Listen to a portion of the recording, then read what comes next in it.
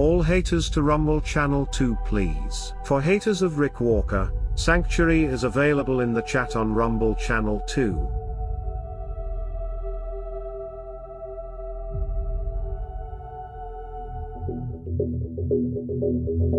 Greetings Mavericks and new viewers.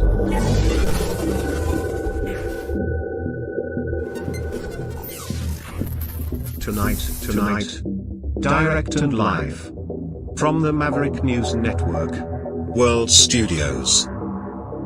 This is Maverick News with Rick Walker.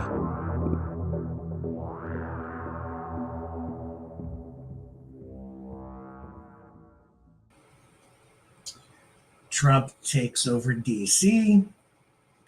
Canadian wildfires still raging. Tariffs. Some people very concerned. Peter Schiff says Trump is accelerating the decline of America's economy. We have the explosion at the steel mill in Pennsylvania. Mark Carney talks about F-35s. The Defense Minister Mark Carney actually spoke with Zelensky today. We'll tell you about that. And misfits. I'm going to comment on us, the misfits, later. But first, this, and then we'll dig into the top news stories of the day. Here we go.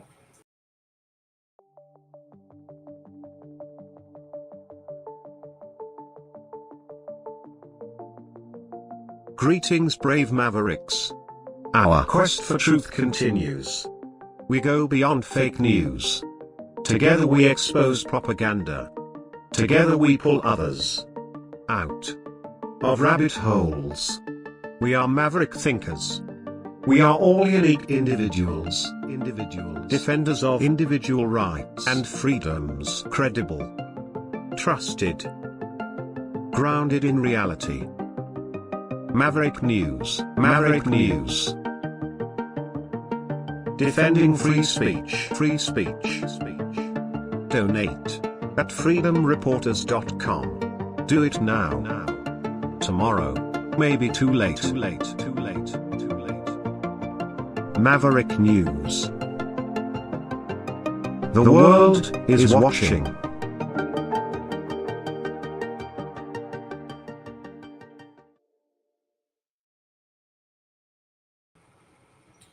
All right. President Trump is deploying members of the National Guard to Washington, D.C.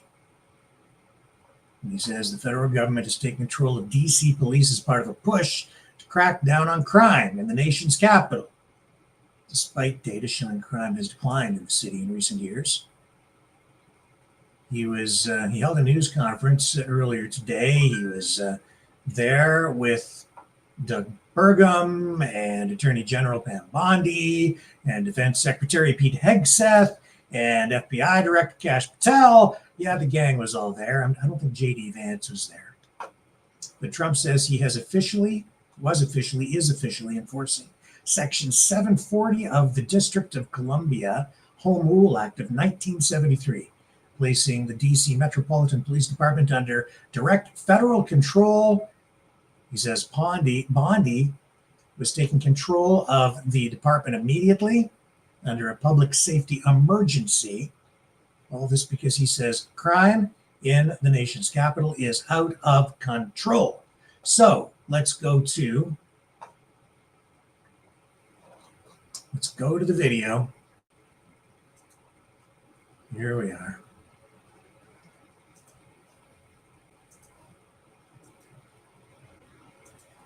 And there it is. Some audio. And we're here for a very serious purpose, Something's out of control, but we're going to put it in control very quickly like we did on the southern border. I'm announcing a historic action to rescue our nation's capital from crime, bloodshed, bedlam, and squalor, and worse.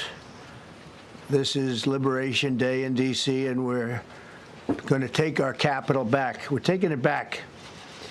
Under the authorities vested in me as the President of the United States, I'm officially invoking Section 740 of the District of Columbia Home Rule Act. You know what that is? And placing the D.C. Metropolitan Police Department under direct federal control, and you'll be meeting the people that will be directly involved with that. Very good people, but they're tough, and they know what's happening, and they've done it before. In addition, I'm deploying the National Guard to help reestablish law, order, and public safety in Washington, D.C., and they're going to be allowed to do their job properly. And you people are victims of it, too. You know, you're reporters, and I understand a lot of you tend to be on the liberal side, but you don't want to get mugged and raped and shot and killed. And you all know people and friends of yours that happened. And so you can be anything you want, but you want to have safety in the streets. You want to be able to leave your apartment or your house where you live and feel safe and go into a store to buy a newspaper or buy something. And you don't have that now. The murder rate in Washington today is higher than that of Bogota, Colombia, Mexico City, some of the places that you hear about as being the worst places on earth, much higher. This is much higher. The number of car thefts has doubled over the past 5 years, and the number of carjackings has more than tripled. Murders in 2023 reached the highest rate probably ever. They say 25 years, but they don't know what that means because it just goes back 25 years. Can't be worse. Our capital city has been overtaken by violent gangs and bloodthirsty criminals, roving mobs of wild youth, drugged-out maniacs and homeless people. And we're not going to let it happen anymore. We're not going to take it. Just like we did on our southern border. Nobody comes through our southern border anymore. 3 months in a row, we had zero. I don't know if that's right, but the people that do the work, it's a very liberal group of people, actually, and they actually said zero for the last 3 months. Nobody thought a thing like that was possible. And, you know, when you take a look at numbers, I just saw some charts. These are different cities throughout the world. Red is, okay, the red is a place called Washington, D.C. Look at these. Baghdad we doubled up on Baghdad. Panama City, Brasilia, San Jose, Costa Rica, Bogota, Colombia, heavy drugs. Mexico City, I mentioned, Lima, Peru, all double and triple what they are. So do you want to live in places like that? I don't think so.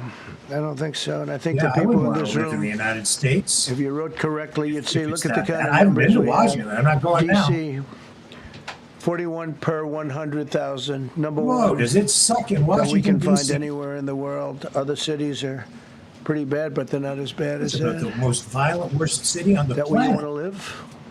The reporters of the world? Juvenile offenders and crimes against persons, as they say. It's getting worse. Not getting better, it's getting worse. And we had a recent indication.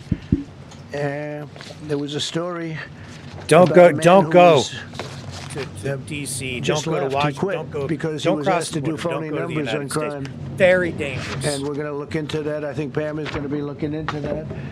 Call off He was 51st asked state. by the city, I guess, that we don't want to show the real Close numbers. the Let border me do down. numbers so it looks like Obviously, it's going down. the Not going United down. States And under is a Biden, it was danger a to disaster. Canada.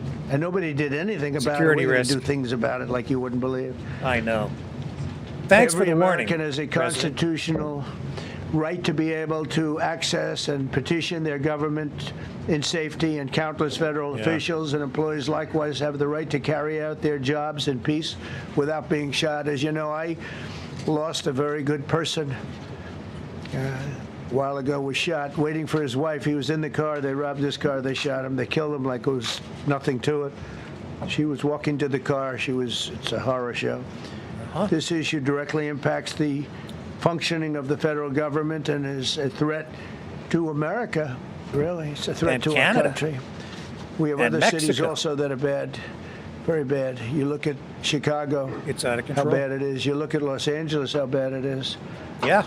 We have other cities Don't that go. are very bad. New York has a problem. Stay away. And then you have, of course, Baltimore and Travel Oakland. advisory. We don't even mention that anymore. They're so far gone.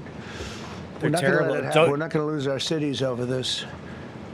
And this will Well, until they get it go cleaned up further. or do We're something, starting very strongly I would with say DC, do not and we're go going to there. clean it up real quick. Real I hope quickly, so, as they but say. until then, Days ago, a stay former member of the Doge home. staff was savagely beaten by a band of roving thugs after defending a young woman from an attempted carjacking. in fact, I know He was left Washington dripping in has blood. He had a thought he was dead. Really high murder With rate a broken nose for a and long concussion. time. Can't believe that he's alive. He can't believe it.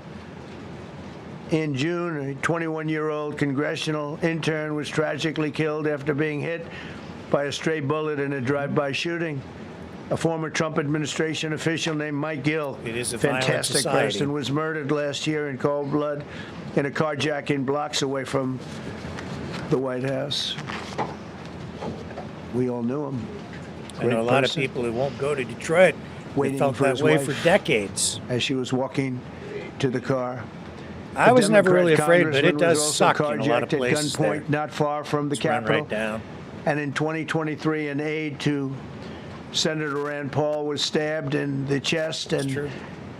head by a demented lunatic as he walked down the street, just absolutely for Absolutely no insane. reason. Horrifically, last July 4th weekend, a 3-year-old The girl violence was in shot the United States in the is head and really out killed of while control. sitting in a car near the Capitol. It's becoming And a he was situation president, of complete you know, and total one term back. lawlessness. What did And he we're do getting rid about of the it? slums, too. We have slums here. We're getting rid of them. I know it's not politically correct. You'll say, oh, so terrible. No, we're getting rid of the slums. So he's just going where to, they I guess, live. lock up all the poor people Caravans of and mass bulldoze youth their homes, I rampage guess. through city streets at all times of the day. Yeah. There are ATVs, motorbikes. They travel pretty well. Entire neighborhoods are now under emergency curfews. Just this past weekend, gunfire went through, and you saw that, the Navy Yard. I saw it this morning. They saw See, this is that why they fought I'm like, back against see, Canada they fight 51st back state? No, thank you. until you knock the hell out of them, because it's the only language they understand. But they fought back against law enforcement last night. And they're not going to be fighting back long, because I've instructed them and told them I whatever love the United happens, States, you know, but they love to he's spit in the just face highlighting of the police as the the real police are actual standing up problems there down there. in uniform. They're standing, And I'm not and they're sure. screaming I'm at not them really excited an about inch what away he's from talking their about face. here. And then they start I spitting in their face. And I Yeah. said, you tell them, you spit and we hit. And they can hit real hard. It's a disgusting thing. I've watched that for years, for 3-4 years. I've watched them. The police are standing, and they're told, don't do anything under any such, so and you can see they want to get at it. And they're standing there, and people are spitting in their face, and they're not allowed to do anything. Right. But now they are allowed to do whatever the hell they want. This dire public safety crisis stems directly from the abject They're allowed to do failures of whatever the the city's hell they want, local so they can beat the leadership. crap The out of radical people, left I guess. city council adopted no cash bail. By the way, every place in the country where you have no cash bail is a disaster. That's what started the problem in New York, and they don't change it. They don't want to change it. That's what started it in Chicago. I mean, bad politicians started it, bad leadership started it, but that was the one thing that's cash bail before the day is out. We're going to end that in Chicago. Well, we froze up on the internet there. Sorry, folks. All right. I've kind of heard enough anyway. I don't know what's going on with the internet, but let's take a little break and let me make sure that we're still connected and broadcasting, because that was a very unusual glitch.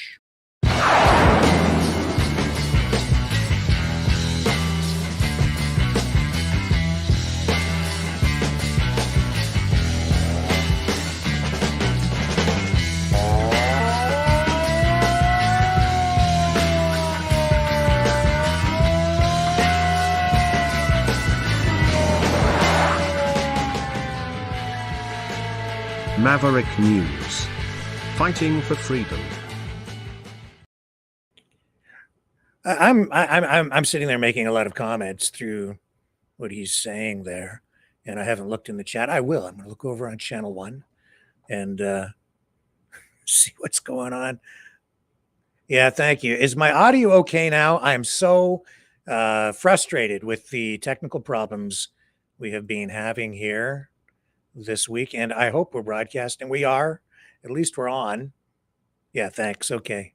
Yeah, we have audio problems, and I have to say, last night with Dragon in Montreal, there was an audio issue, and it looked like the problem was on his end, but the problem was actually right here the whole time.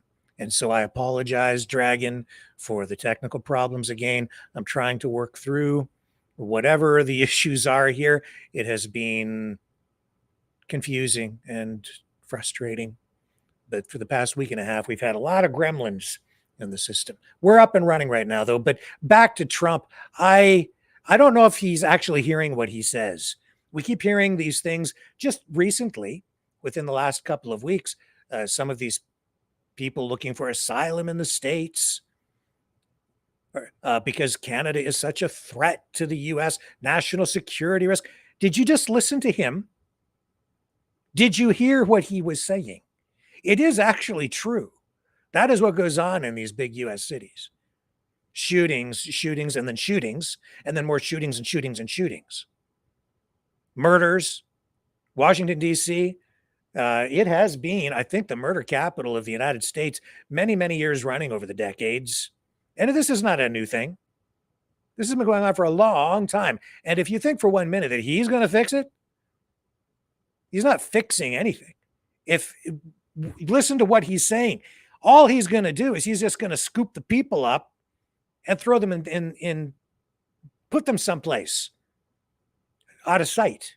Maybe in prison. I don't know. I'm worried about what is coming because that's what he's talking about. We're just going to get rid of the slums. He's going to bring in the National Guard, maybe like the military, in order to deal with the poor people. And I guess you're just automatically guilty of a crime if you are poor and living in a slum. Well, we'll see.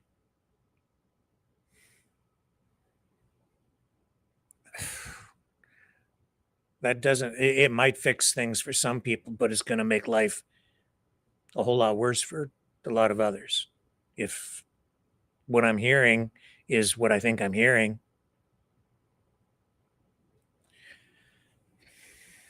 We'll see. It's already, I think, it's not just that crime is out of control. I think Donald Trump is out of control. Instead of dealing with the actual problems, it's like, oh, well, just throw them in jail or get a bulldozer and bulldoze their house. Let's build a resort in Gaza. Right?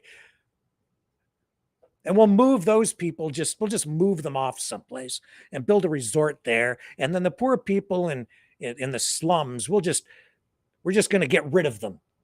That's what he said. What does that mean? We'll find out. We have a guest on tomorrow night who will talk to us a little bit more about that and what's going on as well with the situation in Ukraine. Today, Mark Carney spoke with Zelensky. Carney says any solution to the war in Ukraine has to involve Ukraine. Duh. Zelensky saying in a video 2 days ago that, no land swap. Ukraine will not just give up additional territory. Ukraine won't just give up the land because it's written in their constitution. He is not allowed to do that. Obviously. Trump, I don't think is happy with that. We'll see what happens on Friday, the big Trump-Putin meeting coming down.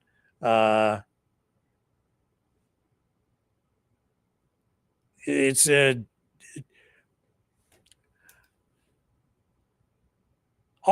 every aspect of the U.S. on the negative side, every cliche is now being highlighted and coming. It's actually happening. Like Trump is exposing the underbelly as a reality of the United States. That's what he's done in the first, 6 months of his administration. Case in point, the war in Ukraine. Turning off the intelligence on a country that you're supposed to be aligned with, allowing, really leaving Ukraine at the mercy, blind and vulnerable to attack from Russian forces at one point, just throwing them under the bus, leaving them blind long enough to have mass casualties inflicted on them. He seems to be shifting his position a bit, I think, because of all the attacks on civilian targets by Russia, especially in the last few weeks. That's why you got the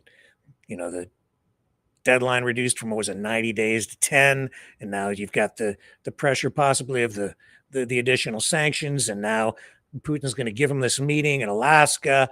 But what have we seen just as early as most recently as this weekend from J.D. Vance? He's highlighting again, I think, the most distasteful, gross, and this is me editorializing, sorry, but this is just exposes the worst side of the United States. I think there's almost like two different Americas out there. And this is the dark side. This is J.D. Vance just admitting that, yeah, we'll give you weapons. For us, war is just about profit. To your point about weapons, what we said to the Europeans is simply, first of all, this is in your neck of the woods. This is in your back door. You guys have got to step up and take a bigger role in this thing. And if you care so much about this conflict, you should be willing to play a more direct and a more substantial way in funding this war yourself. I think the president, and I certainly think that America, we're done with the funding of the Ukraine war business. We want to bring about a peaceful settlement to this thing. We want to stop the killing. But Americans, I think, are sick of continuing to send their money, their tax dollars to this particular conflict. But if the Europeans want to step up and actually buy the weapons from American producers, we're okay with that, but we're not going to fund it ourselves anymore. To your point about... So, see, it isn't for him, for this guy, it isn't about doing the right thing. It isn't about doing what's, on the moral high ground. It isn't even about political ideology. It is for him and Donald Trump. It's just about the Benjamins. It's just about the money. Well, they want to stop the killing, but if you want to buy the weapons, we'll sell them to you. As many as you want. Step right up. Get that pen out. Sign that check.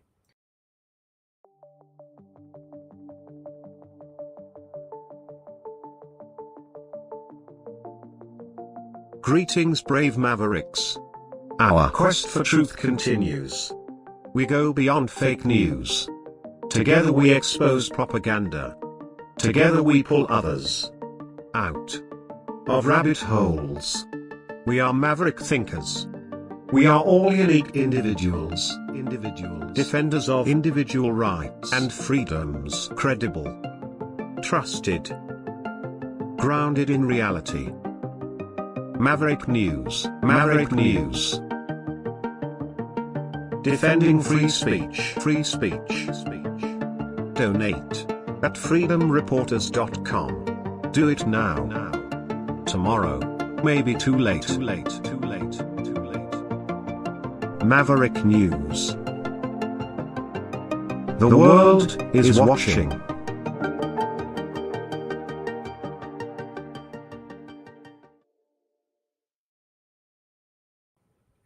Here in Canada, the F-35 contract remains under review. Today, Canada's defense minister met with, he took a moment out to address reporters, take some questions on the F-35 contract, as well as the announcement, the recent announcement that Canadian Forces personnel will be receiving a pay increase. Here's David McGinty. Minister, can you tell us precisely what the military was asked to evaluate in its report on the F-35? Was it about the cost and viability of operating the two fleets, or was it about the military viability of having only a limited number of the F-35s? What were they asked to look at, and what was the next steps going to be? The Prime Minister announced last spring that he asked the Department to form another review of the acquisition. And he announced that, well, he made it clear last week. Audio will get better. That review is still underway There we in the go. department. We look forward to seeing the results of the review as the work is completed. So you don't have any idea of what was the ask for us today? The review is in the hands right now of officials in the department, both the Canadian Armed Forces and the Department of National Defence, and they are, as operational experts, assessing, and they'll have more to say about it when the review is made obviously public. Gotcha. And I guess just switching the topic, is there any update on how the armed forces are going to be assisting in the wildfire operation responses? Listen, it's just incredible to see what the Canadian Armed Forces have been doing. We've got hundreds of wildfires right now across the country. The Canadian Armed Forces have been deployed right now to Newfoundland, to Saskatchewan, Manitoba, yet again to Manitoba.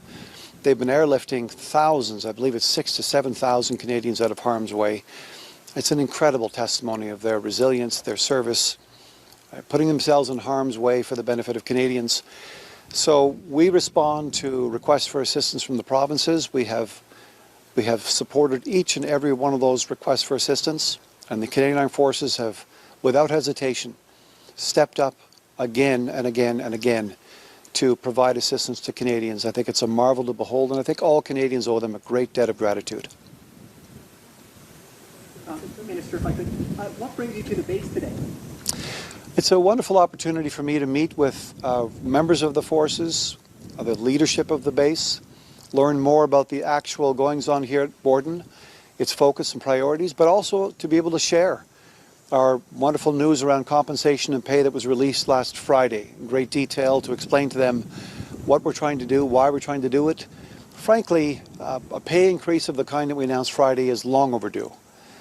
This has been happening now for quite a while in terms of the demand for it. We decided that we would get this done in the first 100 days of government. We did. And I think it's being generally very positively received. We're hopeful that this will lead to better recruitment, better retention. And so we're moving forward. I was just going to ask you, the soldiers must have been happy to hear when you met with them today. They are. I think they're grateful. I think it's also important for all Canadians to know that we need to take care of our members of the armed forces.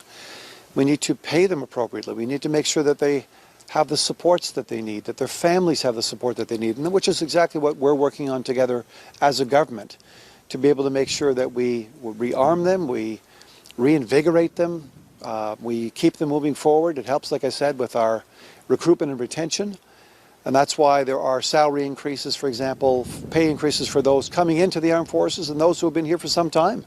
We need people to stay on both ends of the spectrum.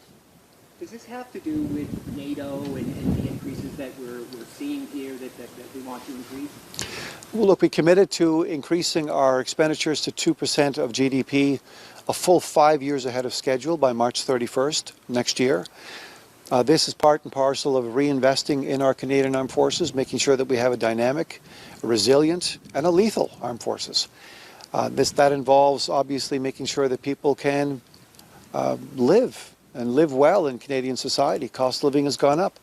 Our folks in the Canadian Armed Forces have not had a serious pay increase in decades. In fact, this is the largest single generational investment that we've seen in compensation, and we're very proud of it. We hope it helps. I just had one more question. So sorry, just going back to the F-35 report, given that there has been a very preference of the F-35 among the RCAF, what do you think the answer would be for that? Well, I think what we should do is wait, as the Prime Minister suggested, until we see the actual review. When the review is completed, we can take our lead from the experts that performed the review, both in the Department of National Defence and the Canadian Armed Forces. Obviously, they're going to, would be it would be strange if they didn't look at the operational needs going forward, and I'm sure they'll have a lot more to say about that. So I very much look forward to seeing it and receiving it in due course. Any question? What are you doing now? Are you all done in Bay Area or next? We are actually heading off for a week-long tour across a number of bases, including in Winnipeg, Cold Lake, Edmonton, to get a better handle on what's going on in each one of those bases, what their needs are, how well they're doing.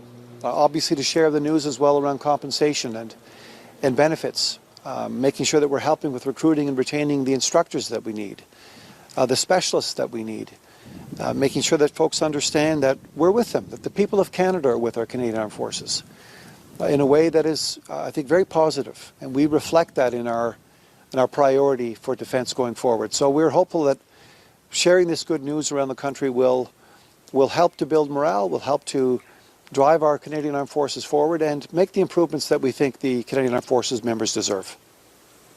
Awesome. Okay. Thank you so much. And there we go. That's CFP Borden today. Defense Minister for Kanakistan. Should we buy F-35s or should we turn to Europe and buy our fifth-generation fighters from them?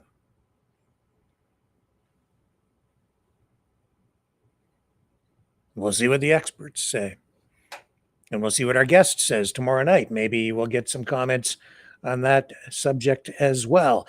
And the defense minister talking about a pay increase for Canadian Forces personnel because the cost of living is going up. But I can tell you, I went to the grocery store today. I got 10 pounds of potatoes for $1.99. Grown in Ontario. Canadian made. How do you like that? So, if you shop smart, you can still live well. Just look for the sales, I guess. But things are getting expensive. There's no question about it. Inflation on the rise. I went from, actually, I was at the post office before going to the grocery store today. Talked to my friend there, who shall remain nameless, lest I embarrass her. But she always takes care of me at the post office. Get great service there. And she was talking about the tariffs because she, of course, has many people coming in concerned because a lot of people with small businesses ship out packages. And she was talking about someone, I don't know who it is, in this area who manufactures horseshoes and ships them to the United States. But because of Trump's tariffs, when after on the 29th, everything changes because the tariffs are supposed to kick in. These horseshoes now, these packages of horseshoes, I don't know exactly what the price is, but the orders are being canceled for this person who produces these horseshoes now because with the tariffs, the consumer, the U.S. consumers that he sells these things to will have to pay something in the range of like $300 to get these horseshoes because these tariffs are massive and it's a tax on the consumer on the U.S. side. So once it ships out, they'll have to pay this massive tariff, a huge tax on U.S. consumers. And they're like, forget it. We'll just, I guess they'll just have to put socks on the horses. Or I don't know if they're for playing horseshoes or for actually putting them on the horse. I don't know which, but this is just the story that I was told today. And yeah, I totally get it. It's having already some major impacts on the economy and I don't think it's as positive as Trump is spinning it. I'm quite certain it isn't.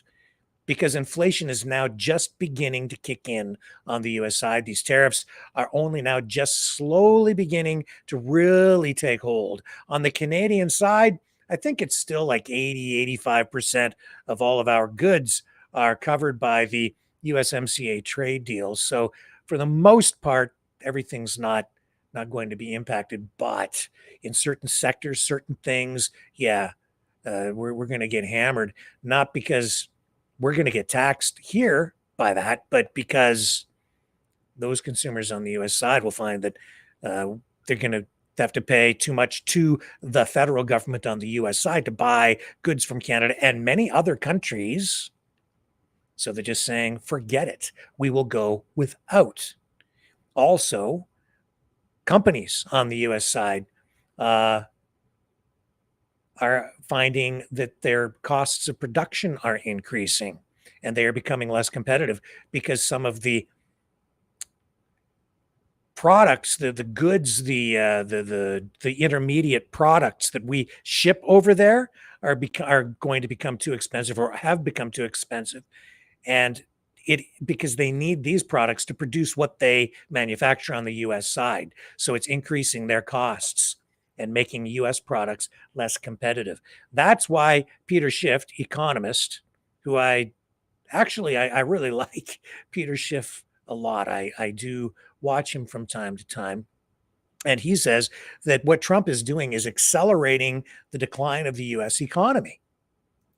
And I totally agree. It is having, and it's going to continue to have a major negative effect on the U.S. economy, at least in the short to medium run. And it's just going to build. You're going to get more unemployment, higher prices. If Trump is successful in reshoring manufacturing, there may be in the long run some benefit, but there's going to be a lot of pain between now and then. And I'm not even sure that this experiment that he's conducting with the U.S. economy is really ultimately going to pay off.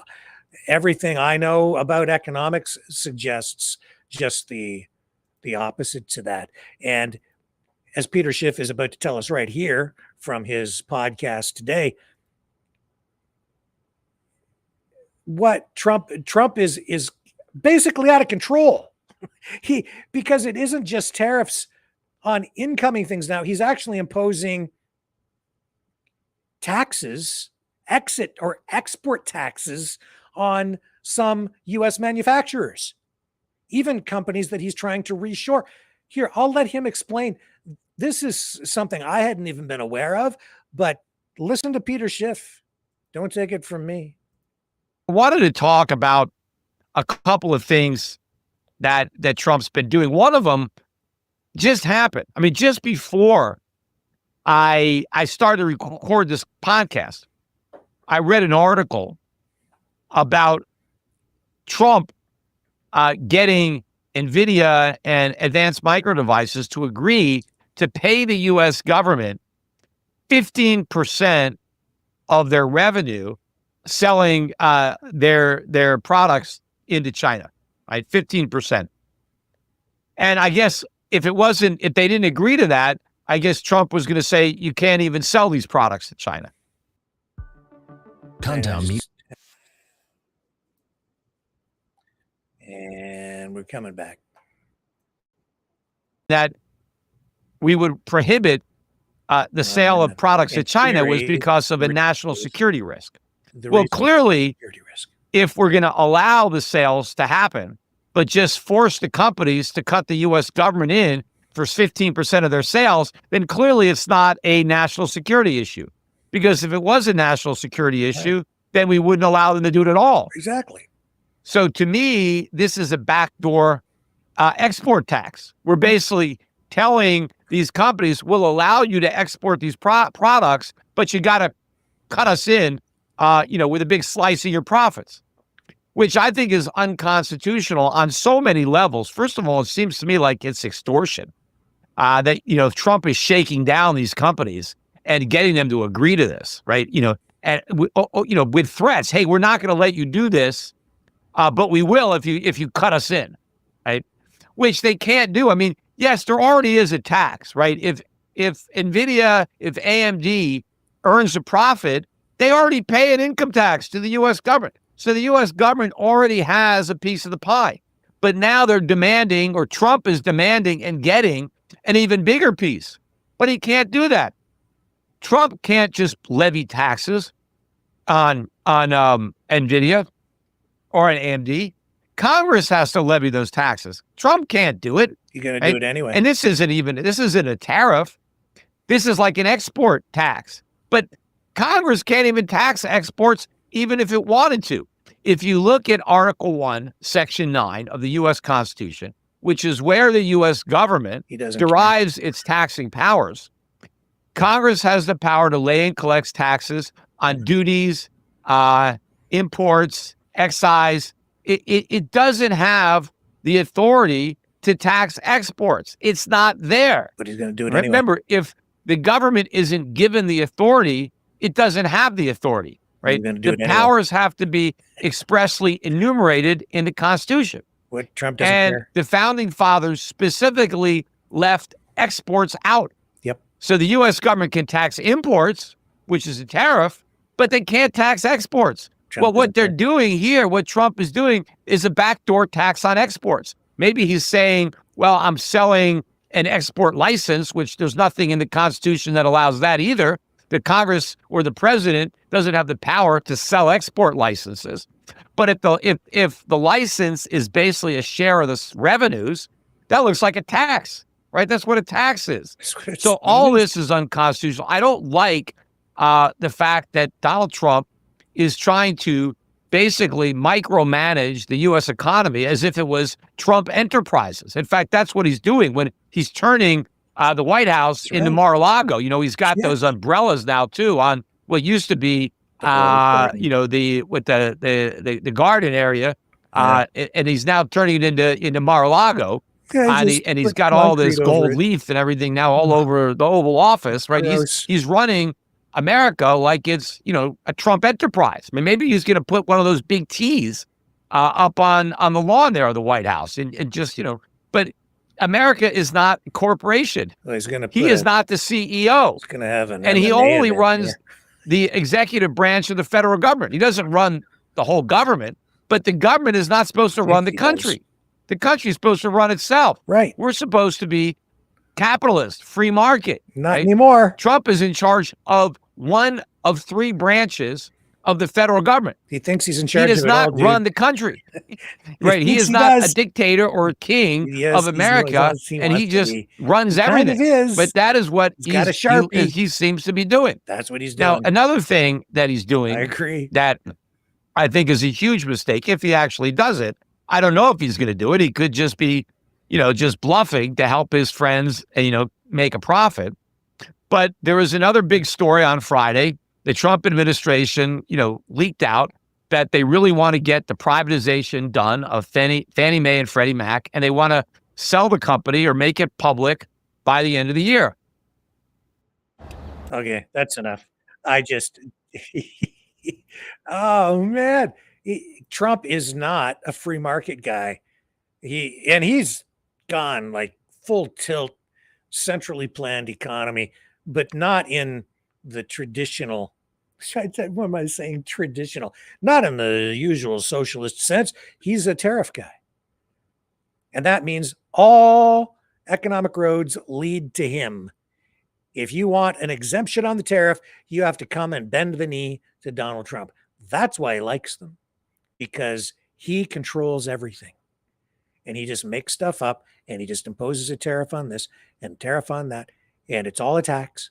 And that's why you're seeing the revenues go up, but that's all really at the expense of primarily the American consumer, who ultimately will end up paying higher prices. It's been on the manufacturers, the importers of finished goods so far. Some of it's being absorbed. Old, current stock levels are now coming down. The new inventory will begin to replace the current 30 to 90 day inventory levels of consumer goods in the economy as the new inventory or new stock of all the stuff that Americans buy trickles in and replaces everything on the store shelves. You're going to see the prices increase. You mark my words, it has to happen. It is happening even as we speak, and it's happening here too, because we're caught in the middle of this trade war, the dumbest trade war ever. It's just plain stupid. No need for it unless you just want control. If you are a control freak and you're the guy holding the levers, then it makes perfect sense to you, because you can pull them and control the economy and make things go up and go down like that. And when you know when you're going to pull it this way or that way, you know when to invest, you know when to buy, you know when to sell, you know when it's going up, you know when it's going down. And if you tell your friends, they all get rich.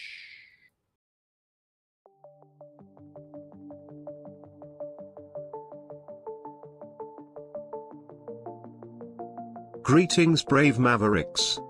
Our quest for truth continues. We go beyond fake news. Together we expose propaganda. Together we pull others out of rabbit holes. We are maverick thinkers. We are all unique individuals, defenders of individual rights and freedoms, credible, trusted, grounded in reality. Maverick News, Maverick News. Defending free speech, free speech. Donate at freedomreporters.com. Do it now. Tomorrow may be too late. Maverick News. The world is watching.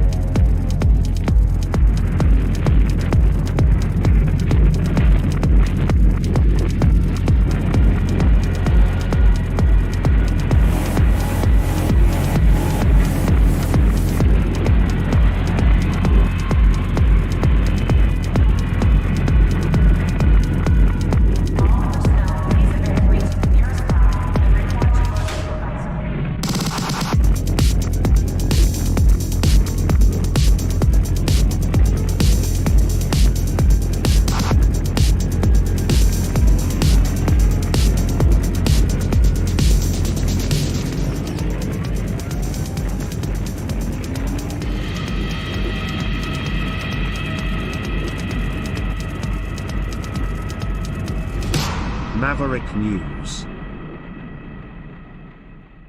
The world is watching.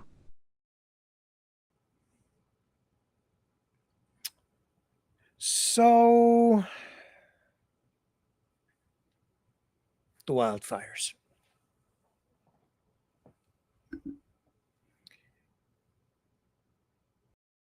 Had somebody phone me today, one of our Maverick family, worried about their home because it's in jeopardy because of a wildfire, one of many raging across the country.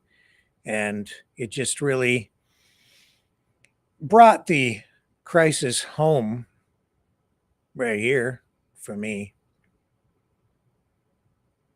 And we had a long talk about a lot of things, and I'll talk a little bit more about that later in the broadcast. But the wildfire thing,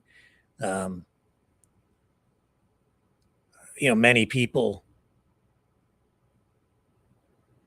across the country tonight worried about what's maybe going to happen to their homes. And we've seen entire towns wiped out here in Canada by the wildfires. So it's a very difficult issue. And, I know that Jeff Evely went into the woods and got that ticket for $28,000 out in Nova Scotia.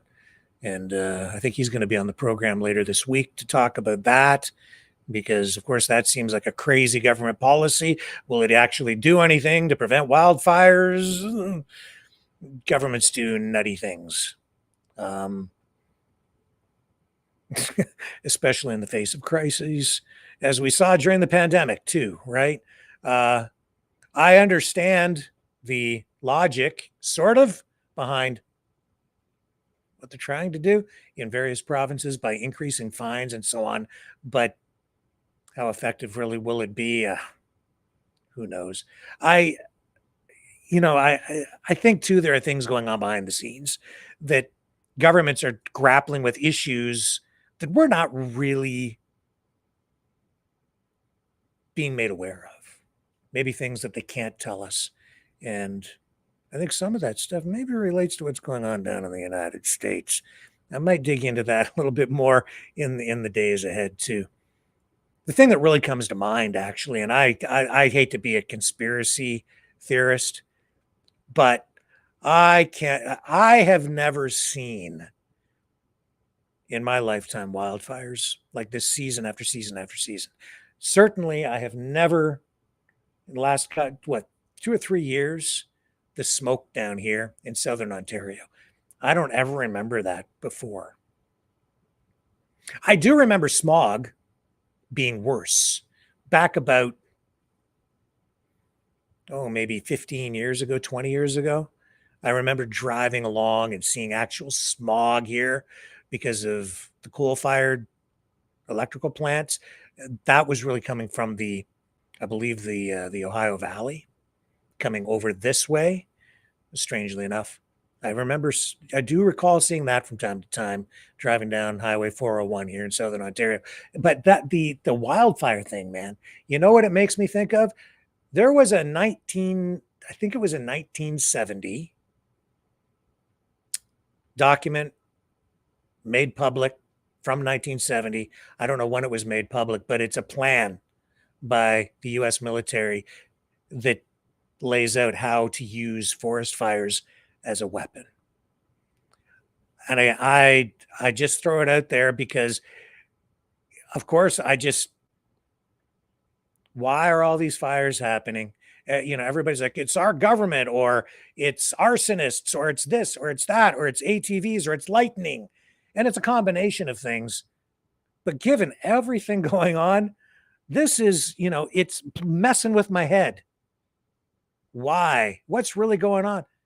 And then I'm thinking about that night. I'm pretty sure it was 1970. You can find it online. I'll find it another night and I'll show you the document. It's a real thing. And it's not just the US, but China also, I think, has had plans and has used forest fires as a weapon in the past as well. And if you're trying to destabilize a government, just saying. Meanwhile, US politicians complaining about Canada as being some sort of an ecological or environmental threat to the US because of all the smoke that's crossing the border into the US as our forests burn, accusing the Canadian governments of not effectively managing the forests and the fire risk. And I guess that's supposed to add to the national security risk to the United States. I'm seeing other things going on as well. Complaints about Canada stealing the fish on the East Coast. The list goes on. Fentanyl lie. Meanwhile, the drugs are flowing this way, as we saw just the other day with that massive cocaine bust at the Windsor-Detroit border. Yeah, fabrications, conflations, half-truths, outright lies, propaganda, information war. Yeah, I'm not buying a lot of it anymore. Are your eyes open? Mine are opening. I think I'm pretty much more awake now. We'll continue to wake up because it's just an ongoing nightmare. And I have to get out of it. This brings me back a little bit to the call that I told you I took from one of our people in our family here, right? Our Maverick family. It's going to be okay because the truth is going to come out. And we're going to sit here every night and we're going to expose that truth the best we can. And we're going to, bit by bit, you know what? Share these videos out. That's one thing you can do. Talk about this. Share these videos. I don't know, because this is the best tool we have to find our way back to some sort of normalcy, I think, is just keep talking about this stuff and resist the lies. resist the lies, insist on truth. Let's go to this news conference. Which one we're going to go to first here? We've got these. We'll go to Newfoundland again, right off the top here tonight as they provide their wildfire update for us. Then we're going to go to another one. We won't hold on to this too long, but I do want to bring you the latest information coming from them. And people, you can't trust them. It's the government. Well, Minister Haggie. First, some good news. The two water bombers and the bird dog that were planning to come from Ontario and then had a bit of a delay yesterday are expected to arrive here later today. I actually heard from Premier Ford today. I sent him a message to say thank you for taking the call from Newfoundland and Labrador. He immediately called me back, recognizing that there's serious forest fires here in St. John's and, of course, as he said, across the country. So I'm very thankful to have friends like Premier Ford who are answering the call at this very difficult time for Newfoundland and Labrador. In addition to that, Canadian Armed Forces will be doubling the number of wildland firefighters that they are going to deploy. You may recall originally there was 40, so now they will deploy 80 here to the province. We will welcome 40 of these firefighters this afternoon, and the other 40 will be here tomorrow. These firefighters are going to be working on the hot spots in and around the various communities, of course, when it is safe to do so. As for the details on the fires, again, Mother Nature continues not to cooperate with us. And crews, again, are up against the same hot temperatures and high winds throughout the day that they faced over the weekend. In the Kingston fire, firefighters and heavy equipment are continuing to work today to expand the fuel break on the southern edge of the fire, which is near Salmon Cove and Victoria. Another potential fuel break location is being evaluated on the northern edge of the fire near Ochre Pit Cove. Yesterday, of course, Ochre Pit Cove was an extreme worry. But the good news there is it did not make it to Ochre Pit Cove last night or yet today. So continue to count our blessings where we can. A fuel break was partially constructed along the Clifty Pond Road this past week, but extreme fire behavior and rapid fire growth forced crews to relocate farther north for their safety reasons. This partial fuel break did help slow growth of the fire, so those fire breaks are working. The water bombers are focused on the northern edge of the fire near Western Bay today. Helicopters will continue to assist with fuel break construction, bucketing spot fires in and around homes, and transporting crews and firefighting foam to the fire. There are about 50 firefighters on the ground today, along with local fire departments that work on structure protection. Again, the first 40 of the 80 firefighters from the Canadian Armed Forces will begin arriving today. There was minimal growth reported overnight. The fire has grown to over 5,200 hectares, but where you look at the rapid expansion over the course of the week, that actually is a good number that I think we should be happy with and thankful that the work is starting to pay off. No reports of additional structure lost overnight at this time. The Holyrood fire is classified now as under control, and it remains at 22 hectares with no growth reported. There's minimal fire behavior observed, and the fire remains fully contained with hose lines. Crews are working with support teams from local fire departments with water supplies to handle any hotspots in this area, and search and rescue continue to search and scan for hotspots. The Martin Lake fire does remain very active. There has been some growth, and it's up to 265 hectares now. Again, crews are having a challenging day with high temperatures and winds at 30 kilometers an hour, gusts up to 50 kilometers an hour. With that fire, crews are working to keep it pinned to the western edge of the lake, and construction continues on fuel breaks between Martin Lake and Great Rattling Brook. Water bombers, air tractors, and bucketing helicopters are working to keep continuous suppression to the northern edge of the fire, holding it back and allowing crews to work on the fuel break. Given the conditions we see there today, there is an increased potential for the fire to spread towards Route 360 today. And as we've been monitoring all week, there is an increased possibility that that highway may need to be closed. We are continuing to closely monitor this and, again, make sure that everybody on that peninsula is aware and should have been aware throughout the course of the week that that can close. And we will, of course, give as much advance notice as we can to individuals in that area who use that highway. So if you are in that region, we ask that residents limit unnecessary travel on Route 360 to be aware that the situation could change at any time. Moving to Labrador, the fire, which was 20 kilometers south of Goose Bay, did not grow overnight and remained less than 3 hectares.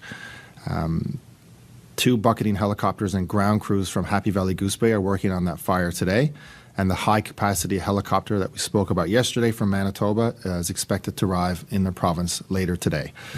I'm sure all of you have heard and seen pictures about the fire now that started at Thomas Pond, which is near Paddy's Pond. I very much anticipate people have seen pictures being in a high population area. I've gotten pictures from friends and family as well who are driving on the highway. The fire is rapidly growing, and it is now about 1 kilometer from Paddy's Pond. If you can see there where it says new fire, obviously that's the fire we're talking about. So it's moving towards Paddy's Pond right now. The fire there, as you can see, the break there on the page on the map will be transmission lines. So there was a chance that we would have had to cut the power to those transmission lines so we could dump water on non-electrified assets. The fire quickly moved past the transmission lines, which good news that we didn't have to cut the power. Bad news that the fire is moving that fast.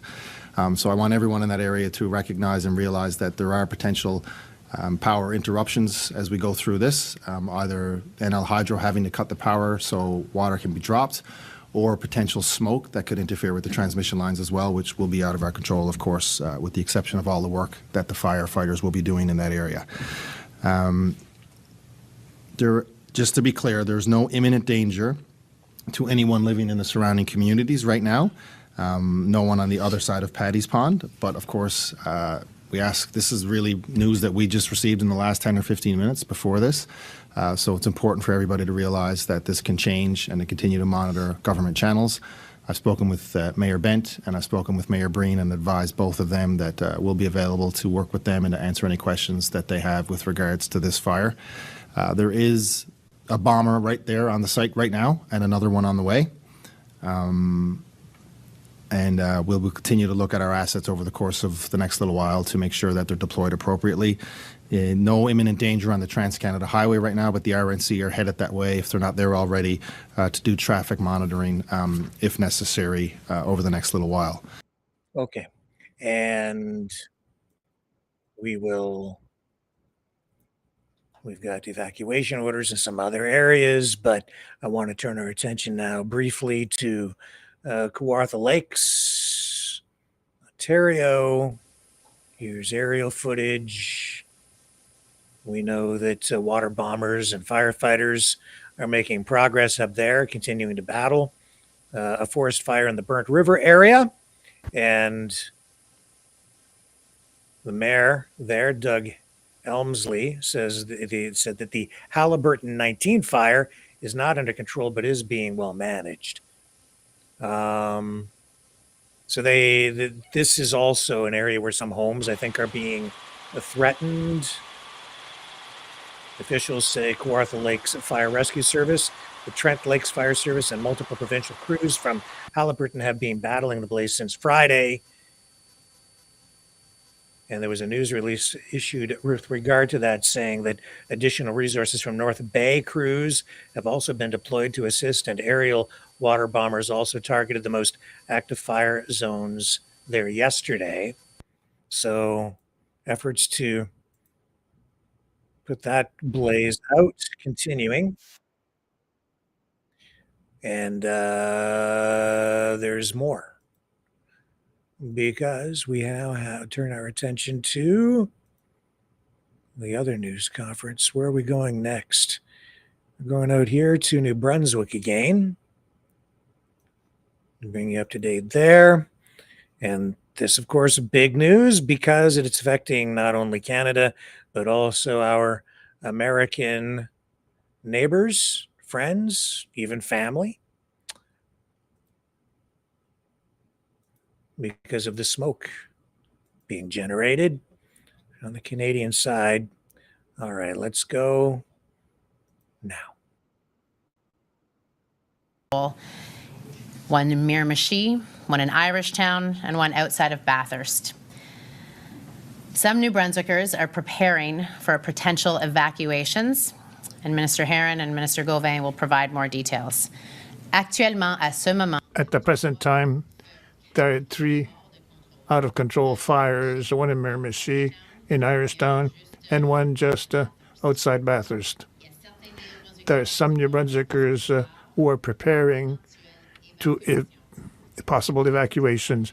The Minister Heron and Mr. Gauvin are going to provide more details on those. successfully able to get a wildfire near Canterbury tamped down before it was able to grow. So that fire is now under control. But we know that the hot, humid, windy weather is going to continue for the foreseeable future. It was hotter today. I think Bathurst recorded higher temperatures than we've seen in some parts of Florida. So we need to take all possible precautions to avoid the spread of the existing fires or the starting of new fires. Nous savons que le temps We know that the temperatures, high temperatures, are being hot and humid, and with a wind that's going to continue in the foreseeable future. And we should take all precautions possible in order to avoid the spreading of the fire or new forest fires.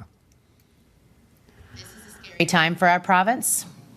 And I want to reassure folks that our entire team in the Department of Natural Resources and Public Safety, firefighters on the ground, people working in our emergency measures operations command centers that the ministers and I visited today to drop off veggies and fruits and say thank you and keep going. We are doing everything possible to protect you and your communities and our forests. C'est une période effrayante. It's really a scary period for a lot of people in our province. I'd like to reassure people that everyone is working really hard on this issue. The Department of Natural Resources, Department of Public Safety, and local people on the site, and the firefighters and those who are working in our command center for emergency measures, where we visited today to offer them a bit of food and to thank them on your part. We're doing everything possible to protect you as well as to protect your communities and our forests. I will provide more details about what we're doing to keep New Brunswickers safe, but know that that is our top priority, to keep New Brunswickers safe. I'll pass it over to Minister Heron for more technical details. Thank you very much, Premier. As I said on Saturday, that there is a clear expectation by New Brunswickers, Canadians in general, that they want their governments to be proactive in these situations with respect to combating wildfires. That we, as a department, and what we saw today, whether it be at Forest Protection Limited, whether at the JPS EM emergency measures operations itself, that the full machinery of government is seized with this moment to ensure that we take all precautions possible to keep New Brunswickers safe. I'll provide some of the updates. Some of this information has been touched on by the Premier, so for apologies if there's for repetition. That as the Premier has pointed out, that there are 3 live events that would be fires that we would consider to be out of control, that have seized, obviously, our firefighters' attention for the most part. We are heartened by the fact that we were able to tamp down one fire that was out of control in the Canterbury area. The Oldfield fire continues to burn. It is approximately 450 hectares in size. At the moment, we are unable to get in front of that fire, but we do have the capacity to help steer it away from people. So that's where our efforts are with respect to the Oldfield fire itself. We're obviously extraordinarily live to the issue of concern around Irishtown, that the area of concern, that particular polygon, has as many as 900 structures in that region that potentially could affect an estimated 1,500 persons. My colleague, the Minister of Justice and Public Safety, he'll speak to how we will have the process with respect to alerting and potentially issuing evacuation orders. I do want to say, if there's a theme that we've been trying to emphasize in the Department of Natural Resources, that we want to be on our front foot as much as possible. We want to be as proactive as we can, test to see what else we can do. So in that process is that we are adding to our resources with respect to combating fires. Is that for the first time, I believe ever, we've actually requested boots on the ground from our neighbors. Now we have a tradition where New Brunswickers have sent firefighters to our neighbors. We have a pretty large arsenal of highly trained firefighters, but we've requested through CIFC, which is the Canadian Interagency for Forest Fire Center, we've requested 60 Type 1 firefighters. We've already received acknowledgement that we're halfway there, that an attack unit of 20 persons will be coming from Nova Scotia, that there are there's a 5-person strike team from Prince Edward Island, and we believe that we have 5 firefighters coming from the state of Maine as additional resources as well. Something that will be new in a New Brunswick context is that we're adding 2 air attack helicopters. Now we have these helicopters on lease, but we are repurposing them to carry water buckets. Those water buckets will arrive this evening. The advantage of having those particular aerial assets is that they are immensely precise. So that will be adding to our inventory. We also have a request out through CIFC for an additional CF 415, those large super scooper water bombers that we already have 2 on loan for us to combat fires, mostly in the Oldfield fire in the Miramichi. They're based out of Baie-Comeau, Quebec, and we've made a request through CIFC for 1 or 2 others of those 415s. They will be very helpful as we aim to get efforts to get in front of the Oldfield fire itself. Also, in terms of just making sure that we have more boots on the ground, is that we DNR offices, effective 4:30 today, they will be all closing. A number of firefight or DNR personnel are also highly trained firefighters. That's where we're focusing our energies on a go-forward basis. And so I think that concludes my update. But if I could send one message, is that we're trying to be proactive, trying to be on our front foot, not being as only being reactive, by proactively getting added resources, whether that be personnel or equipment, to help keep New Brunswickers safe. Mr. Gomez. Merci, thank you. Merci, thank you. Good afternoon, everyone. Okay.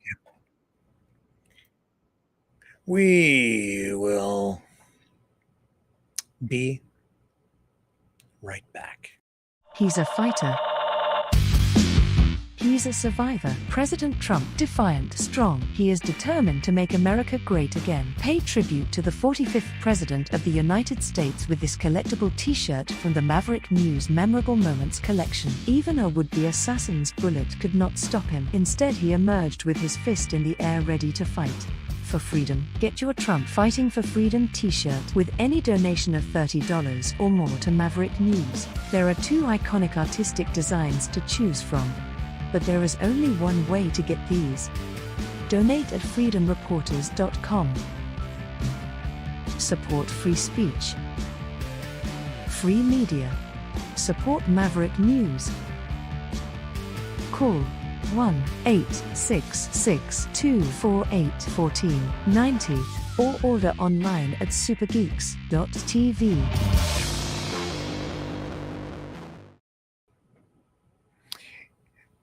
The reason I ran that is because I haven't run that for a while, but apparently somebody is asking about these shirts. over on Channel 2, Rumble Channel 2. So there you go. I still have some. If you want one, all you got to do, if you really want one, we've got them. That's how you can get one. But I'll go one better. If you order one, same price, no premium, I will write fake on that in my own handwriting, and I will even autograph it. The fake Donald Trump assassination t-shirt. $30. $30 donation. I'll customize it for whomever wants one. Flag lowered right down into place right behind him as he rises up, fist in the air. All the media shuffled over just at the right moment to get that perfect shot. Made for TV moment. Conspiracy or reality? You decide. You can have the regular Trump t-shirt. One of the two designs, all you got to do is just donate, or you can pick the fake assassination t-shirt. You can choose. All right, fake, and I'll even autograph it for you because my opinion on it has kind of shifted a little bit as well. I don't really know what the heck happened there, but there's enough doubt in my mind after all the crap that we've seen online. And when I'm looking at, I was suspicious right from the beginning, just the way that, and it's tragic because people really did die. For what? Flag comes down. They literally lowered the flag in a moment of crisis. Just to provide exactly the right backdrop for the media that was ushered in front of the stage. No, it's not like take cover. No, it's like come on over here into the line of fire. Get your shots. Doesn't that seem a little bit weird to you? But hey, in a moment of crisis, sometimes people just don't think straight. Well, straight enough to get the shot. Just saying.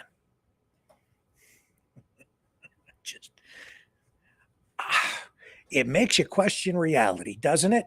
And that, again, brings me back to one of the calls that I got today. I get it, man. Everything seems like it's upside down, surreal. You don't know what to believe anymore. You can't trust anybody. People are losing their minds. And I would say people are even getting a little bit meaner, maybe a lot meaner out there. I am disheartened. Somebody asked me today, how do you cope? How do you keep your sanity? I don't know. My answer was, I don't even know if I am sane anymore. Look at what I'm talking about. People ask him, well, Rick was selling t-shirts with Donald Trump on them just like 6 months ago. Yeah. But you know, you get more information, you see things, and you begin to question. And I don't like conspiracy theories. I like to deal in facts. So I'm saying I don't know. But some really weird stuff happened there. Very, very weird. You want the original Donald Trump assassination t-shirts, the fight t-shirts, you can have that. Or you can have the fake. I'll write fake on it for you. You can pick. You can choose what you want to believe. I'll give you the choice. Facts be damned. Therein lies a lot of the problem, right? Don't really know what's real anymore. I think back to the beginning of the pandemic. I had a person that was pretty left-wing, very progressive, that I used to debate online. Never really met her, local lady in my community. And she just got me so upset at times because she was all in on, like, this is before the vaccines were developed. And she was like, now everyone has to get it. I was like, what are you talking about? They'll never do that. They'll never force people to get an injection. Oh, you're going to have to get it. Blah, blah, blah, blah. And I was like, come on, no way. Oh, yeah, everything. Was like, she was like rabid about it. And I thought, there's just no way that's ever going to happen. But she was like, frankly, pissing me off because she would message on Facebook. And at the time, I was on Facebook quite a bit. This is back in the day of the golden age of Facebook. And I hated it because I didn't realize what Facebook was doing at the time. But of course, they were manipulating everybody with their algorithm, feeding me posts that would confirm and reinforce whatever it was you believe, or your ideology or whatever, right? So they'd give you videos that you would agree with, and then they'd give you one that you really wouldn't agree with at all. And then your blood pressure would go up, and that would keep you engaged. And I think they still do it to some degree. But it was pretty intense back at that time. That's how I came into contact with this other person who was like diametrically opposed to everything that I believed in. But of course, then we ended up fighting online.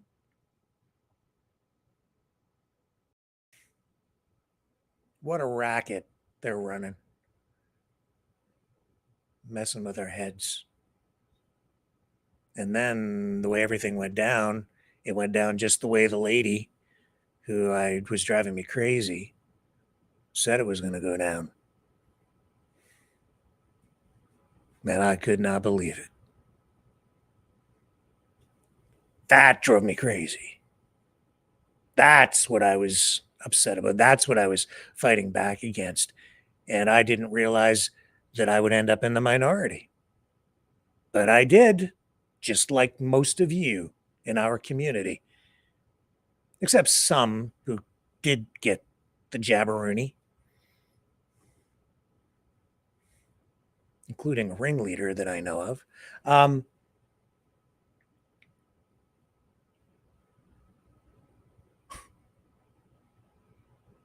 Well, I didn't. That made me an outcast, like a lot of you. And I was pissed. I'm still pissed about it. What they did, in my view, was absolutely wrong.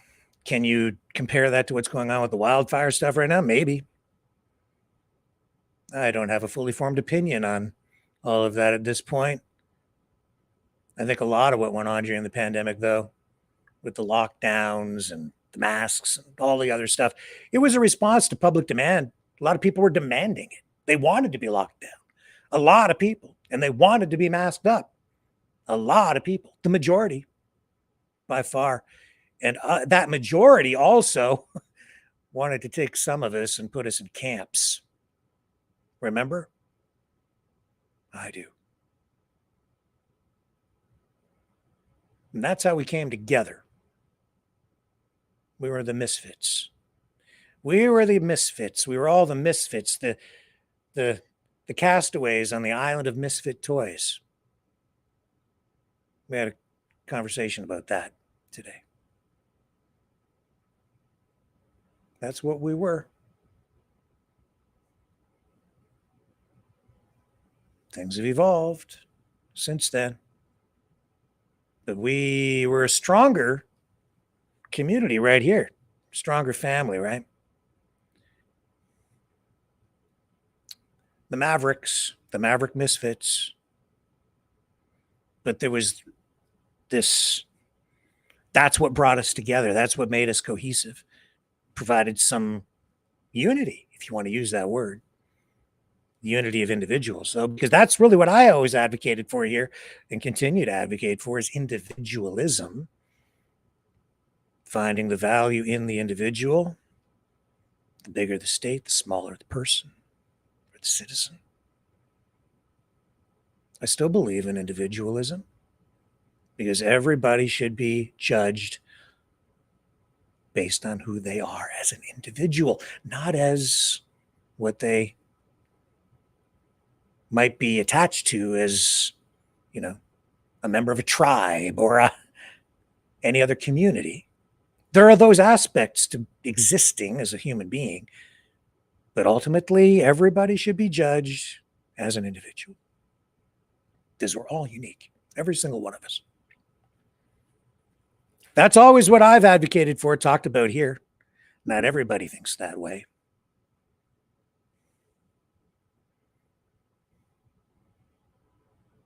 And so in this call that I had today, and I don't want to mention the person's name because I just don't want to invoke that. But it was a conversation that really did touch me, because there was despair, a feeling of helplessness. And I share that. I think all of us here do. I think there's been a lot of fear. There continues to be a lot of fear. And now we have division in our family, don't we? Channel 1, Channel 2. So be it. Because even as we shared concerns about these things during the pandemic early on, those were issues at that time. Now we have some newer issues. People also are emotional about other things, and we're being subjected to all kinds of other information online that is, frankly, manipulative and makes us think in particular ways.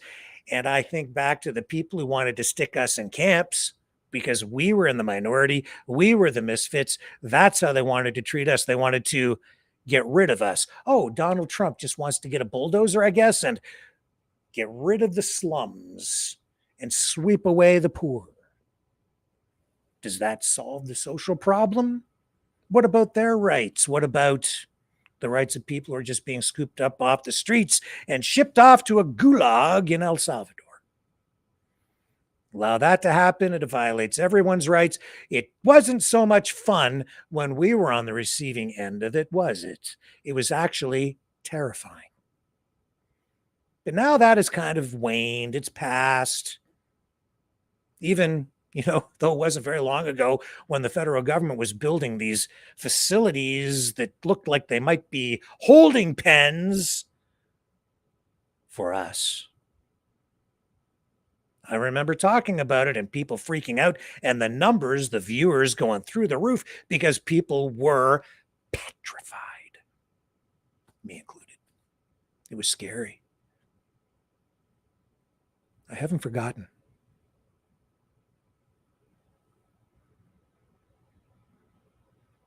Even today, I went to the grocery store.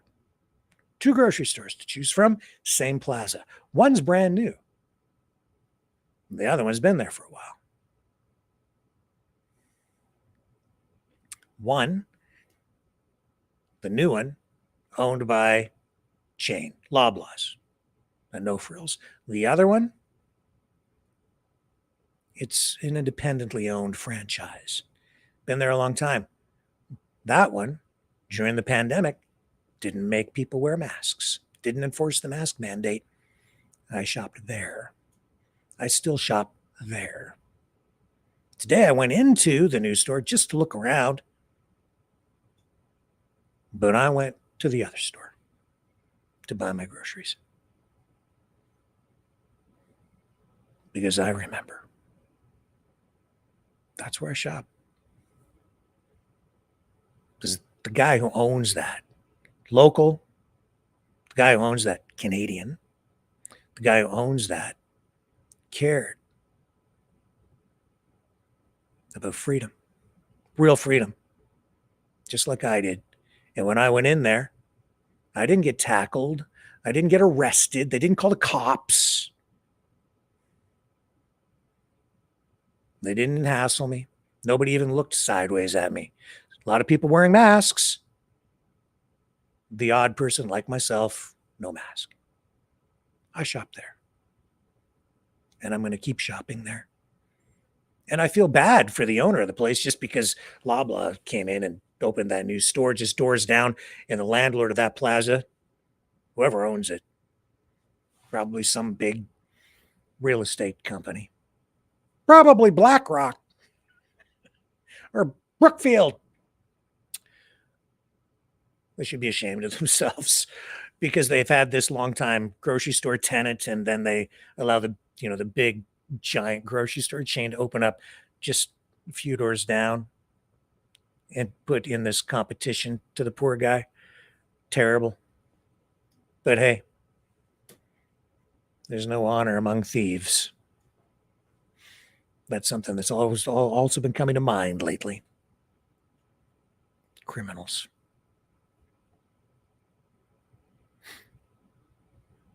Misfits. Being a misfit doesn't make you a criminal.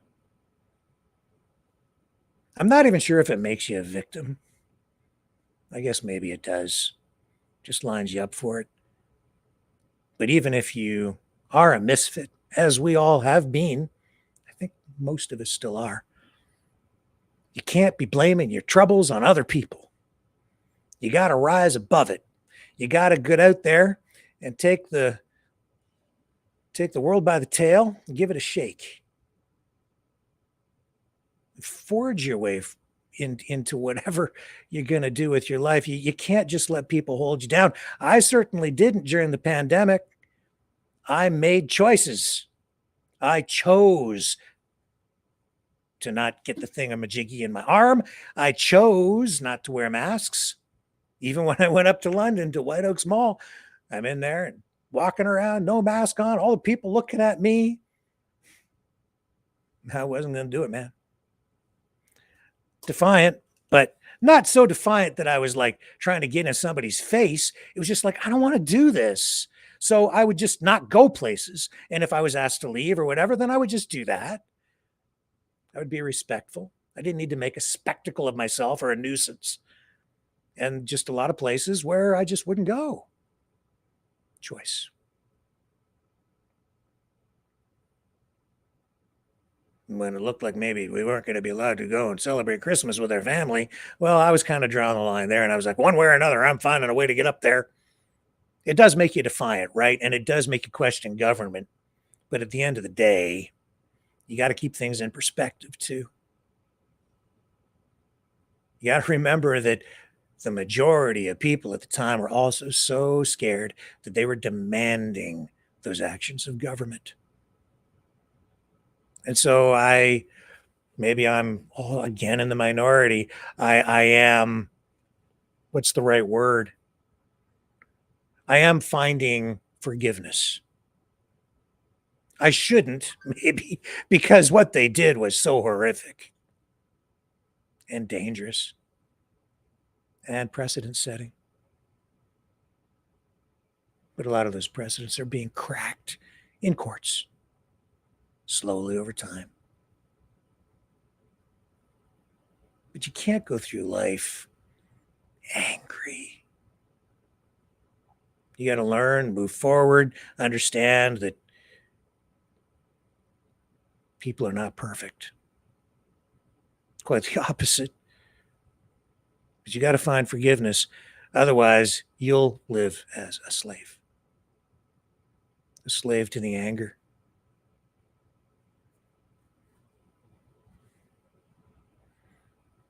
And you can't be picking on people. You got to take it as it comes, man. You got to roll with the punches. You got to give people a helping hand up. You got to stick up for each other. And if you're a misfit, well, you got to help each other. I know, like it's hard. And right now things don't make sense, but that's because we just don't quite understand what's going on yet. But I'm getting there. Look at what's going on with our country. Everything going on right now is related to what was going on then.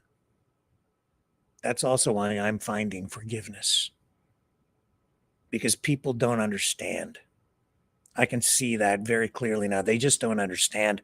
Well, why is this going on over here, the 51st state, and all this, all the craziness going? What's that got to do with that? Everything. It has everything to do with that. Why are you still talking about the convoy? Because that has everything to do with what's going on right now and what went on then. You just have to start connecting the dots. And once you begin to understand and you see the lies and you see the manipulation and you begin to understand it better, and if you really watch this program over time, if you have been watching it and you're really paying attention, it all starts to make a little bit more sense, but you really have to watch. And it's a lot of information. You have to absorb it. And I have to find a way to condense the information, encapsulate it in information nuggets that everyone is going to be able to understand a little bit better.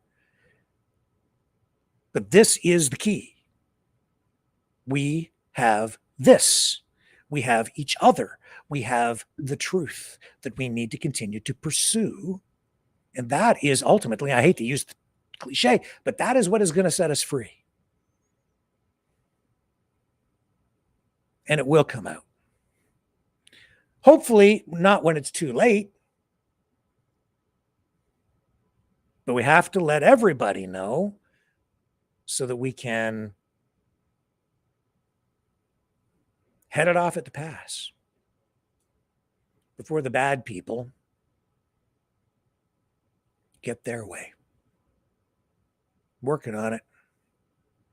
But it starts right here with us, each individual. You got to resist the lies. You have to just, doesn't matter which side it's coming from. And there are multiple sides, not just one, not just two, multiple sides. You got to resist. You got to go for the truth, man.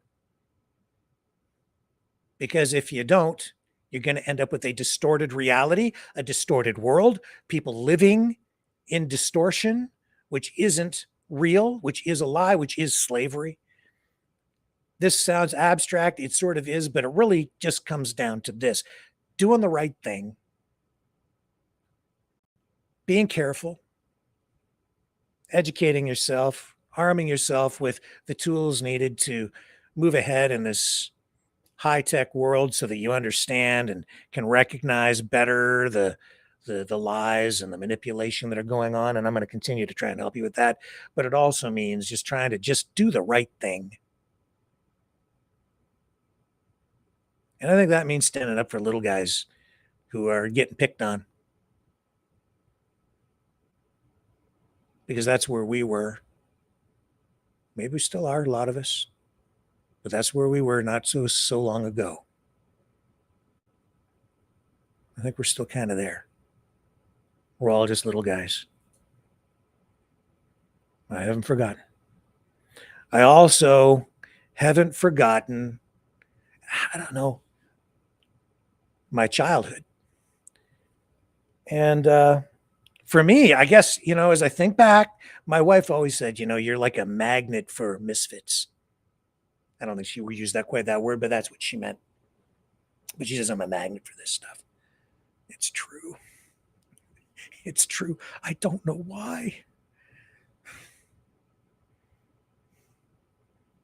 It's always people, the misfits.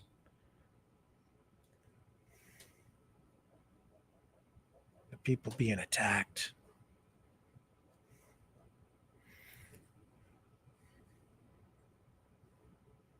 I called my mom because, we've got challenges here right now, right? So I was thinking back, this is related to what's going on over in Channel 2.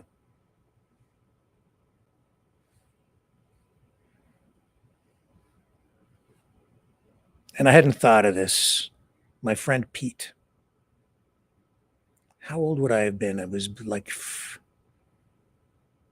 what, grade 4?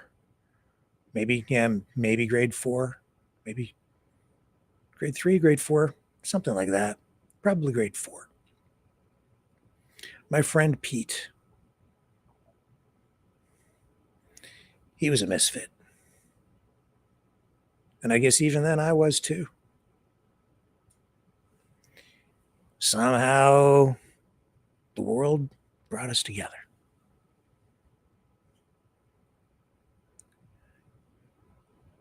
So the person I'm talking about over there on Channel 2. Hadn't really thought about this at the time. He was talking with the guy with no legs, one arm. Was picking on him. Just yesterday, I thought back to my friend Pete. So I had to call my mom.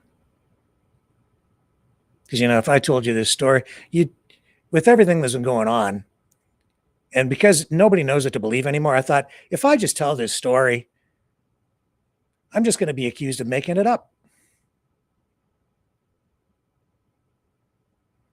No, I'm not. I'm not looking for anything here other than just to share a story about my friend Pete, who always had his head in the clouds.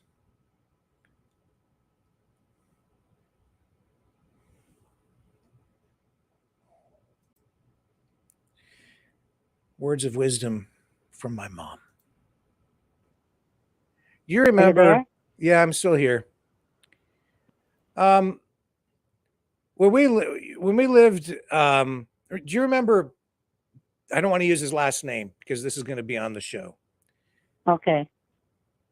But do you remember when I was, I wasn't very old, elementary school, and we had some people move in down the street, and there was a young guy. His name was Pete, and he became my friend, right? Do you remember that? Yeah. I'm just trying to remember more about them. And the reason is, there are a bunch of reasons.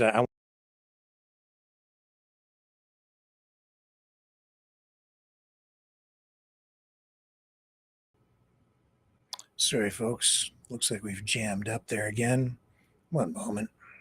I want to just ask you about him, because to me, he was just my friend, right? It didn't matter to me, but of course, he had to wear braces on his legs, and He had what? He had what? he had to wear braces on his legs. Do you remember? Oh, no, I don't. You don't remember that? No. He couldn't walk. He had trouble walking. Remember Pete? Oh, yes, I do. Yeah, I think I do. Mm-hmm. Yeah. What street did we live on? Did we live where we are now? No, it was over on. Okay. And you remember they moved in. They were, I think, from England, and he had to wear braces on his legs, and he didn't. I don't remember what it was that caused that, but he was quite a bit older. He didn't really have many friends, if any, and he was, and they came down, and we met them, and we became the best of friends. He was my best friend for quite a long time. You don't remember much about Pete? No. Oh. No, I didn't.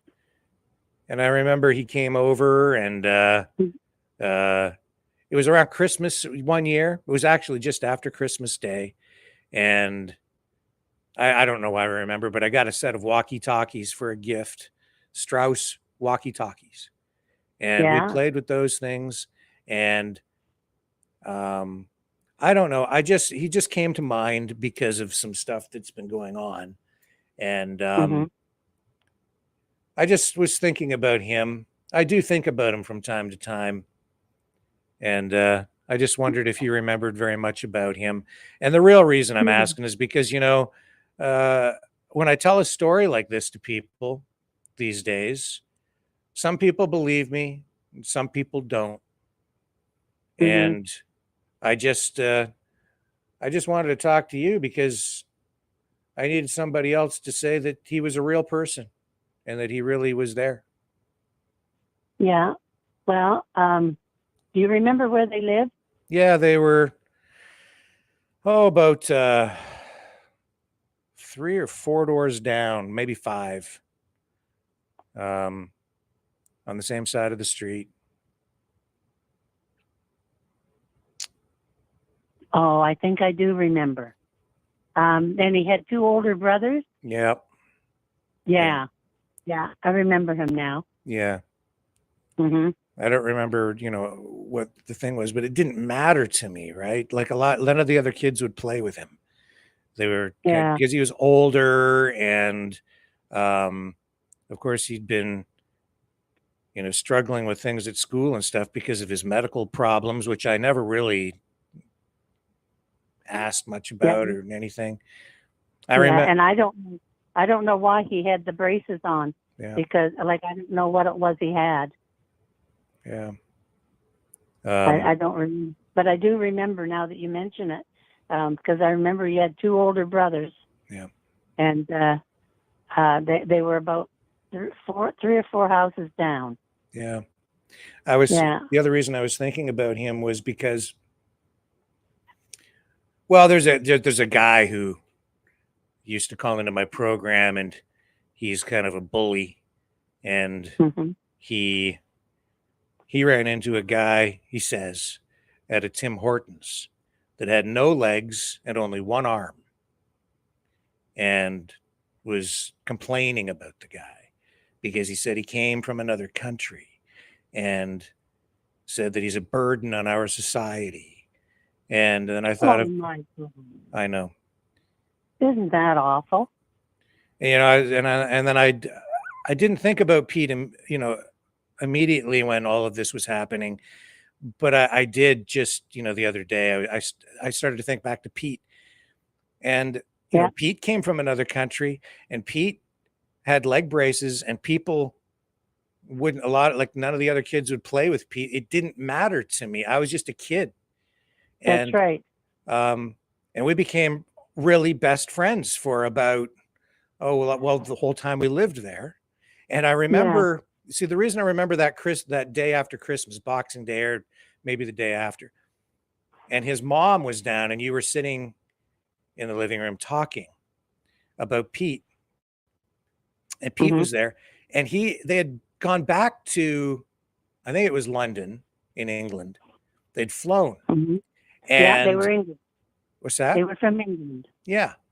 And when he was on the plane, it changed his life, because they invited him up to the cockpit of the jet so he could go in and look around and everything. And he was just thrilled. Yeah. Right. And it's all he could talk about, And I remember one of the things we used to do is, because he was so into airplanes after that, and he wanted to be a pilot. Right. And in his basement, we laid out like a big piece of plywood, and we turned it into sort of like a miniature diorama of like cars and streets, and there were airports and stuff, and he had a whole collection of those little tiny die-cast metal airplanes. And we used to go down to his basement, and we would play down there for hours and hours and hours, day in, day out, and it went on for a long time. And we would just play with this thing, and we would fly the airplanes around and drive the cars, and we had like cities set up, and that was his whole dream, was to become a pilot. I wonder if he ever was able to. No, I don't think he would have been able to become a commercial pilot because of his medical condition. But then that's the other reason I was thinking about him, Mom, was because, they've got all this technology today where even people with no legs, no arms, they can give them prosthetics. I've seen people run marathons with artificial legs, Yeah. And so, for Pete back then, and even for me, not only did we play with the die-cast airplanes, we used to go over to the mall. We used to walk over there, and we would buy big pieces of balsa wood. And we made our own airplanes with we just cut the wood and fashion these gliders and rubber band powered airplanes and things that we would make on our own. And we'd fly those things around, because I was thinking, even back then for Pete, the sky was never the limit, because he just dreamed of becoming a pilot. And today, the technology that's out there, he could He could do that. He could do all kinds of things, and maybe he did become a pilot. I don't know, but Yeah. man, I just thought about Pete, and Yeah, it's too bad we don't keep track of some of those people. I do regret that, because his brother because the reason we lost touch was because we moved away to another house, right? And and then I started to get older, and school and other friends, new street, new neighborhood, so you drift away from people, and it's sad, isn't it? what's that? It's sad. It is sad. Yeah. But I have thought about him from time to time over the years, and the couple of times I did actually try to find him just to see if I could call him to say hello. But I'm glad you could talk to me about him today, because I do think about him still even today. I remember his mother. I remember his mother. She was really a nice lady. Yeah. And I'm just saddened by the way people have become, because over time people became more accepting of Pete and a lot of the other kids that I met through the years that had challenges, but not so today. People have become very hardened again, and I know. Yeah, it's really making me sad. Yeah, it's sad. So it really is. Yeah, and then on top of that, when I have people just making stories up and things, and it just, when I tell people a story like I'm talking about with you right now, it's to the point where I think a lot of people, I don't think, I know some of them think I'm just making stuff up, like I'm just making up the story about Pete, because that's why, because those kind of people aren't nice to admit to cripple people like that. They ignore them. Yeah, because I think they're afraid of them, Mom. I do too. I do too. Yeah. I think they're afraid. Yeah. That's what I learned when I was a kid. The other kids didn't play with him, not because they hated him, they were afraid of him. Yeah. Yeah. Yeah, I believe that. Yeah, no, it's true. Yeah. Anyway. Now I'm thinking about him, wondering where he is. Yeah. Well, maybe I'll see if I can find him. If I ever find out where he is, I'll let you know. Okay. Yeah, for sure. All right. Thanks, Mom. Love you. Well, love you too, sweetheart. Talk to you later. Bye. Love you. Bye-bye.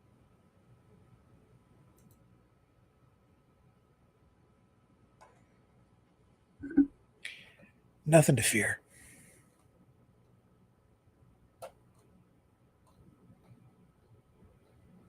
Just find the inspiration.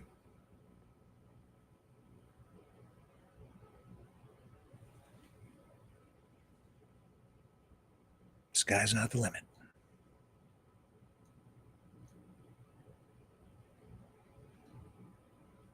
We're going to make it.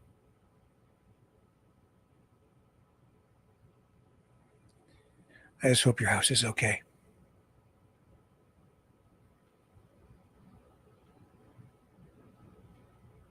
Love you guys. Even all you guys over on Channel 2. See everybody tomorrow, 7 p.m. on the flip side. Drifting down without a sound, a gentle touch upon the ground. No two the same, yet side by side, like you and me in this great tide. Like a fingerprint from God, frozen tears from up above. Each one special, each one rare, a fleeting wonder light as air. Here for a moment, then melting away. Gone in the sunlight, lost in the day. taken for granted, so easy to miss, like life itself. So fragile is this. A million fall, yet each stands true. A perfect shape, a different hue. Just like us, no two alike. A spark of life, a soul in flight. Like a fingerprint from God, frozen tears from up above. Each one special, each one rare. A fleeting wonder light is air. Here for a moment, then melting away. Gone in the sunlight, lost in the day. Taken for granted, so easy to miss, like life itself. So fragile is this. A million falling, yet each stands true. A perfect shape, a different hue. Just like us, no two alike. Like life itself, so fragile is this. Like you, like me, we shine, we fade, yet every soul is beautifully made. A moment to love, a moment to stay, before we drift, before we stray.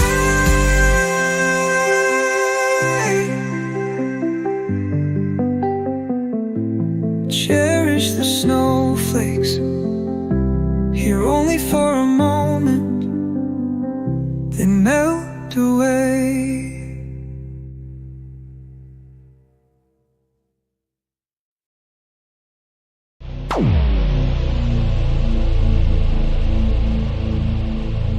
This has been a Maverick Multimedia production.